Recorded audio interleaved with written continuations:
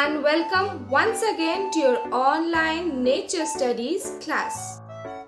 We had already learned about air, isn't it? Yes, so today we will learn about another important thing, which is water. This is our planet Earth. 70% of our planet is covered with water, but out of them, maximum are oceans and seas.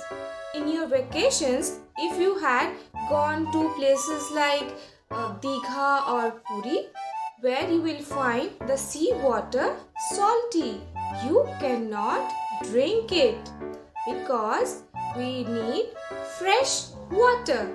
And from where can we get fresh water? We get fresh water from ponds, lakes, rivers, etc. So why do we need water? Yes, when we feel thirsty, we need water. And what else do we need water for? We need water to take bath, we need water to cook, we need water to wash our clothes, to clean the floors. So water is very important. Do only humans like us need water? No. In fact, plants, animals, birds, they all need water to survive.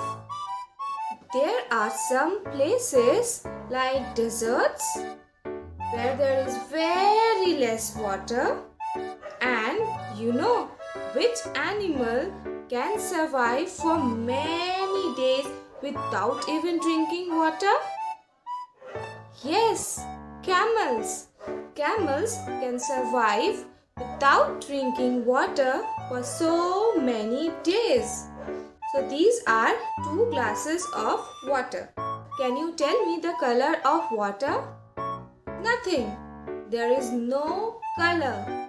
Water does not have any color. But if I add a drop of blue color, then the color of the water changes to blue. If I add some red color, the color of water changes to red. So water itself has no color. Water also does not have any shape. As in, it is not square, it is not triangle, it is not circle.